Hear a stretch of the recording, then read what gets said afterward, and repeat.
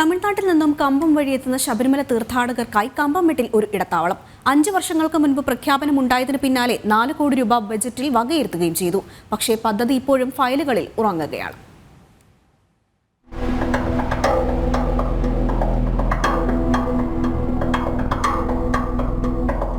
ഓരോ വർഷവും 10,000-കണക്കിന് അയ്യപ്പ ഭക്തരാണ് കമ്പംമെട്ടിലൂടെ കടന്നു പോകുന്നത്. ദീർഘദൂര യാത്രയിൽ വിശ്രമിക്കാനും പ്രാഥമിക ആവശ്യങ്ങൾ നിറവേറ്റാനും ആകെയുള്ള ആശ്രയം ബ്ലോക്ക് പഞ്ചായത്ത് നിർമ്മിച്ചിരിക്കുന്ന ഈ ശുചിമുറി സമുച്ചയവും കമ്മ്യൂണിറ്റി ഹാളും മാത്രമാണ്. അപര്യാപ്തതകളിൽ വീർപ്പുമുട്ടി തുടങ്ങിയതോടെയാണ് 2019 ഇടത്താവള നിർമ്മാണത്തിനായി സർക്കാർ 4 കോടി രൂപ അനുവദിച്ചത്.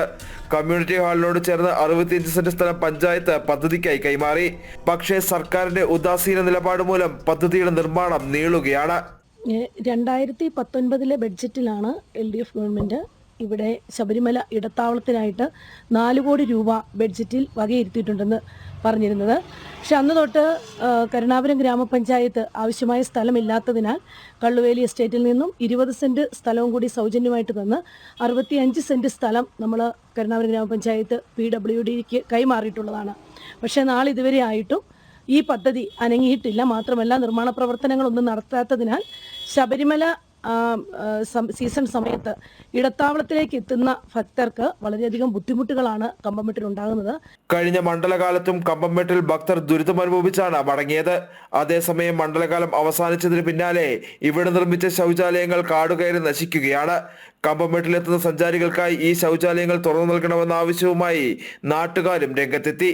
മറ്റുള്ള പുറമേ ഉള്ള സ്ഥലങ്ങളിൽ നിന്ന് വരുന്ന ആൾക്കാർക്ക് അല്ലെങ്കിൽ ടൂറിസം ബന്ധപ്പെട്ട് വരുന്ന ആൾക്കാർക്ക് ഇവിടെ വന്ന് ബാത്റൂം ടോയ്ലറ്റ് ഉള്ള സൗകര്യം അറിയാമെങ്കിലും അത് തുറന്ന് പ്രവർത്തിക്കുന്നില്ല. അത് എല്ലാ ദിവസങ്ങളിലും തന്നെ തുറന്ന് പ്രവർത്തിക്കണം എന്നുള്ളതാണ് ഞങ്ങളുടെ താല്പര്യം.